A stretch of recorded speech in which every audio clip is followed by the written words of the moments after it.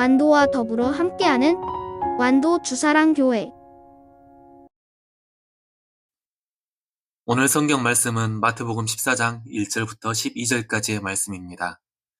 그때 분봉왕 헤롯이 예수의 소문을 듣고 그 신하들에게 이르되 이는 세례 요한이라 그가 죽은 자 가운데서 살아났으니 그러므로 이런 능력이 그 속에서 역사하는도다 하더라. 전에 헤롯이 그 동생 빌립의 아내 헤로디아의 일로 요한을 잡아 결박하여 옥에 가두었으니 이는 요한이 헤롯에게 말하되 당신이 그 여자를 차지한 것이 옳지 않다 하였음이라. 헤롯이 요한을 죽이려 하되 무리가 그를 선지자로 여기기로 그들을 두려워하더니 마침 헤롯이 생일이 되어 헤로디아의 딸이 연석 가운데서 춤을 추어 헤롯을 기쁘게 하니 헤롯이 맹세로 그에게 무엇이든지 달라는 대로 주겠다고 약속하거늘 그가 제 어머니의 시킴을 듣고 이르되 세례 요한의 머리를 소반에 얹어 여기서 내게 주소서 하니 왕이 근심하나 자기가 맹세한 것과 그 함께 앉은 사람들 때문에 주라 명하고 사람을 보내어 옥에서 요한의 목을 베어 그 머리를 소반에 얹어서 소녀에게 주니 그가 자기의 어머니에게로 가져가니라. 요한의 제자들이 와서 시체를 가져다가 장사하고 가서 예수께 아뢰니라. 아멘. 오늘도 주님의 말씀으로 하루를 시작하는 우리 성도님들께 주님께서 주시는 은혜가 더하여지기를 소망합니다. 우리나라 종교사에서 인물들의 이야기를 보면 억울한 사람들이 제법 있습니다. 그 중에 황사영이란 인물도 포함되어 있습니다. 이 사람은 스승을 잘못 만나서 대역죄인이 되고 말거든요. 이 황사영이란 사람의 스승이 누구냐면 종약종이었습니다. 다산 정약용의 형이요. 우리나라 위인전에 맨날 나오는 그 정약용이 맞습니다. 그 정약용의 형이 정약종입니다. 이 사람도 정말 뛰어난 학자였답니다. 그리고 우리나라의 초대 기독교인이었습니다. 그 제자가 된 황사영이란 사람은 17살에 진사 장원급제를 한 천재였습니다.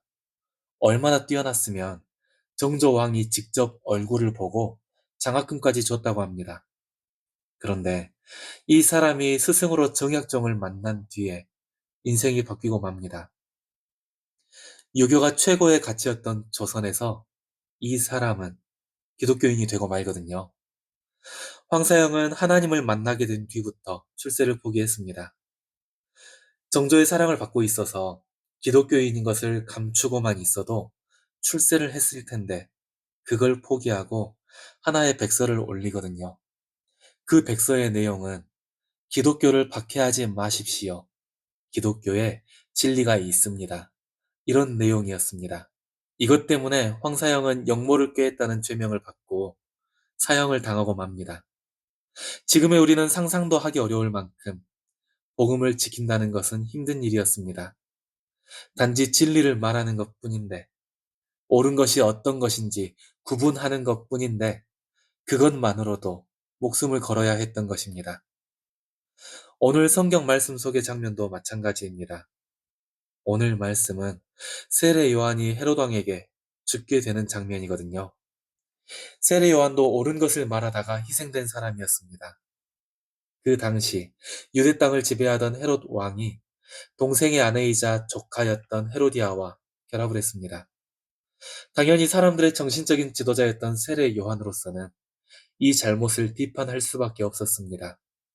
그런데 그렇게 옳은 것을 말했다고 잡혀가 죽게 된 것입니다. 요한의 죽음은 정치적인 희생으로 보이는 부분들이 있습니다. 하지만 이 죽음은 단순한 비극을 넘어 복음을 따르는 자가 어떤 태도로 살아야 하는지를 우리에게 가르쳐 줍니다. 세상은 옳음과 진리를 주장하는 복음을 불편해합니다. 하지만 이런 세상 속에서 성도인 우리가 기억해야 할 것들이 있습니다. 오늘은 세례 요한의 죽음을 통해 우리가 성도로서 기억해야 할 것들을 함께 나누겠습니다. 첫 번째입니다. 세상은 진리를 선포하는 성도들을 거절하고 핍박한다는 사실입니다. 예수님께서 활동하신다는 소문을 듣게 되었을 때 헤롯 왕은 불안하고 두려운 감정을 느꼈습니다. 예수님의 소문이 꼭 세례 요한이 다시 활동하는 것과 비슷했거든요. 오늘 말씀 2절을 함께 읽겠습니다. 그 신하들에게 이르되 이는 세례 요한이라. 그가 죽은 자 가운데서 다시 살아났으니 그러므로 이런 능력이 그 속에서 역사하는도다 하더라. 아멘. 헤롯 왕이 세례 요한을 잡아들이기는 했지만 그래도 헤롯 왕의 입장에서 세례 요한은 불편하고 두려운 존재였습니다. 불편한 이유는 자기의 치부가 될 수 있는 부분을 세례 요한이 책망했기 때문입니다. 오늘 말씀 3절을 함께 읽겠습니다. 시작. 전에 헤롯이 그 동생 빌립의 아내 헤로디아의 일로 요한을 잡아 결박하여 옥에 가두었으니. 아멘.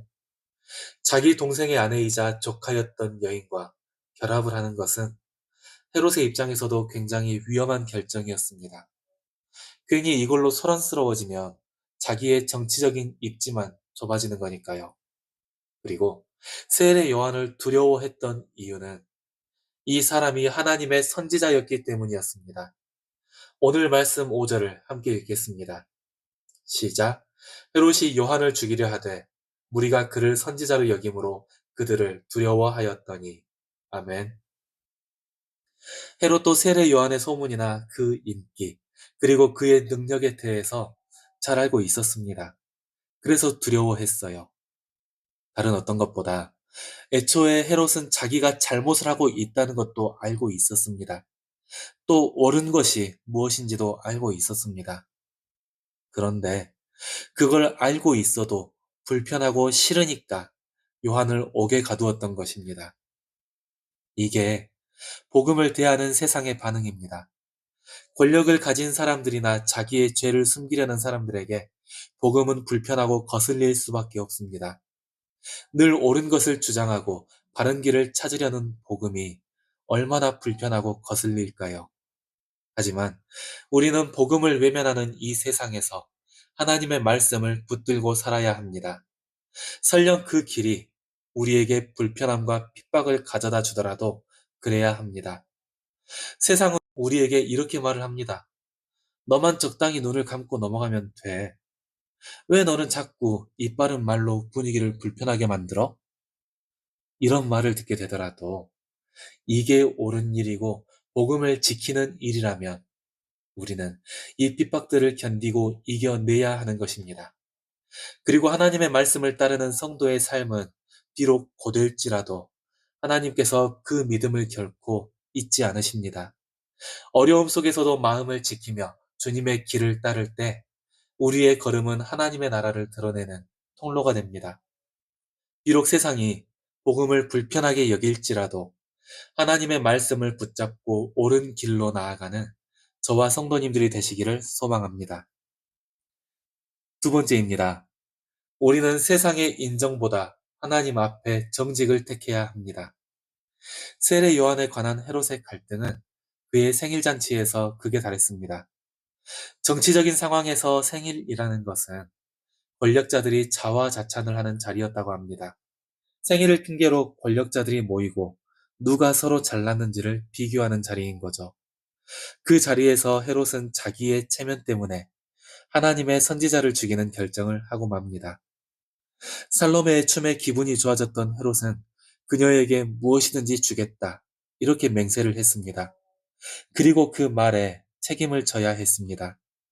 오늘 말씀 6절과 7절을 함께 읽겠습니다. 시작. 마침 헤롯의 생일이 되어 헤로디아의 딸이 연석 가운데서 춤을 추어 헤롯을 기쁘게 하니 헤롯이 맹세로 그에게 무엇이든지 달라는 대로 주겠다고 약속하거늘. 아멘. 단순히 자기가 얼마나 호탕한 사람인지 어떤 것들을 줄 수 있는지 자랑하려는 마음이었을 겁니다. 하지만 그녀의 요구는 생각보다 더 커다란 것이었습니다. 그녀가 요구한 것이 바로 세례 요한의 목이었으니까요. 헤롯 왕은 함께 앉은 사람들의 눈 때문에 맹세를 지켜야 했습니다. 겨우 자기의 체면을 지키려고 하나님의 선지자 세례 요한을 죽인 것입니다. 오늘 말씀 9절을 함께 읽겠습니다. 왕이 근심하나 자기가 맹세한 것과 그 함께 앉은 사람들 때문에 주라 명하고. 아멘.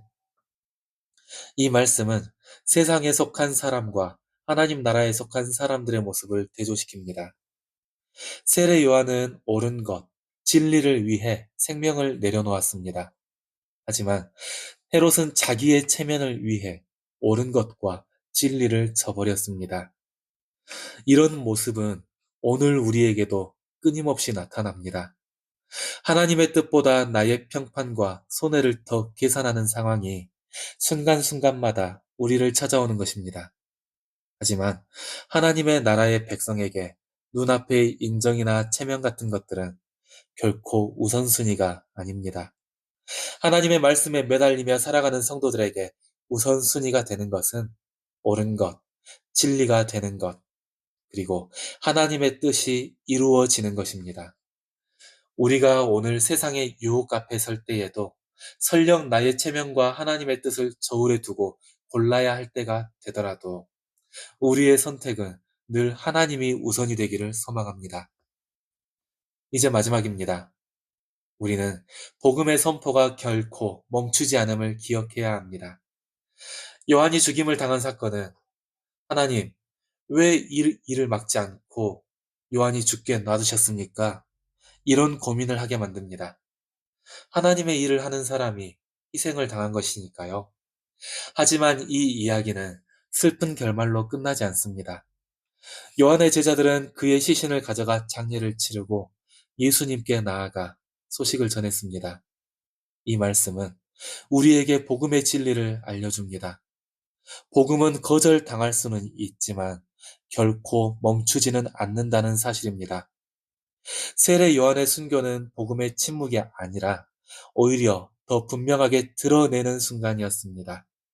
그의 죽음은 침묵이 아니라 외침이 되었고 이후로도 계속 사람들의 마음을 뒤흔들었기 때문입니다. 악을 행한 왕의 앞에서 사람들로 하여금 옳은 것이 무엇인지 기억을 하게 만들었고 외치게 만들었습니다. 하나님의 나라는 결코 사람의 악행으로 멈춰지지 않습니다. 때로는 외면을 당하고 때로는 핍박을 당할지라도 결국 전달되고 퍼져나가는 것입니다. 우리도 전도를 하다 보면 외면을 당하고 조롱을 당할 수도 있습니다. 하나님의 말씀을 따르며 사는 것 때문에 비웃음을 당하는 경우도 분명히 있습니다. 하지만 기억하시길 바랍니다. 복음은 결코 헛되지 않고 결국 하나님의 때에 열매를 맺게 된다는 사실입니다. 오늘 우리의 외침은 묻힐 수 있습니다. 오늘 우리가 전하는 사랑도 사람들은 몰라줄 수 있습니다. 또 내가 주장하는 옳음이 세상적인 비웃음으로 돌아올 수도 있습니다. 하지만 하나님의 복음은 결코 멈추지 않고 그 말씀을 따라 사는 우리의 행동들은 하나님의 나라 안에서 결코 사라지지 않을 것입니다. 오늘 하루의 삶을 살아갈 때에도 복음은 결코 멈추거나 실패하지 않는다는 것을 마음에 품고 하나님의 말씀을 따라 사는 저와 성도님들이 되시기를 소망합니다. 사랑하는 성도 여러분, 오늘 본문은 세례 요한의 죽음을 통해 복음을 따르는 삶이 무엇인지를 다시 한번 가르쳐 줍니다. 오늘의 우리도 진리를 선포할 때 오해를 받고 거절을 당할 수 있습니다. 하지만 하나님 나라의 백성은 사람의 시선이 아니라 하나님의 말씀을 따라 사는 사람들입니다. 오늘 우리가 세상 앞에 설 때 설령 세상이 복음을 불편해 할지라도 또 하나님의 말씀 때문에 우리가 비웃음거리가 될지라도 분명히 이루어질 하나님의 나라를 기대하며 승리로 나아가시기를 소망합니다. 기도하겠습니다. 하나님 아버지 감사합니다. 오늘도 우리는 복음으로 인도하여 주시는 은혜에 매달리며 주님 앞에 나아갑니다. 주님, 때로는 세상의 힘 앞에서 우리가 약해질 때가 있음을 고백합니다. 세상의 가치와 복음의 방향이 다를 때에 우리가 유혹에 빠지는 것도 고백합니다. 하지만 주님, 우리가 이 유혹에 빠지지 않고 오직 주님의 말씀을 의지하게 하여 주시옵소서. 마음이 약해질 때에 주님께서 우리에게 확신을 주시고 세상의 것이 커 보일 때에도 하나님 나라의 소망을 우리에게 더하여 주시옵소서. 주님, 사람의 마음은 약하여서 주님의 뜻보다 주변의 눈에 더 민감해질 때도 있습니다. 나의 체면을 중요하게 생각해서 주님의 뜻보다 다른 사람들을 더 먼저 신경 쓸 때도 분명히 있습니다. 주님께서 이런 우리의 약함을 불쌍히 여기시고 오른쪽을 향해 인도하여 주시옵소서. 오늘 우리의 삶 속에서도 주님께서 이 삶을 주장하여 주시고 결코 멈춤이 없는 복음 속에서 우리가 나아가게 하여 주시옵소서. 오늘은 우리가 즐거움으로 맞이하는 설 연휴입니다. 하지만 그 삶 속의 고단함이나 육신의 연약함으로 인해 이 은혜를 맛보지 못하는 분들이 있습니다. 주님, 고단한 인생에 우리가 사랑이 되게 하여 주시옵소서. 이 시간이 즐겁지 못한 사람들에게 우리가 사랑의 손길을 전하게 하여 주시옵소서. 그리고 육신의 약함이나 마음의 괴로움이 있는 이들에게도 주님께서 임하셔서 오늘 이 시간이 온전히 기쁨과 감사의 시간이 될 수 있도록 인도하시고 함께하여 주시옵소서. 모든 시간, 모든 인생을 주님께 맡기며 예수님의 이름으로 기도드렸습니다. 아멘.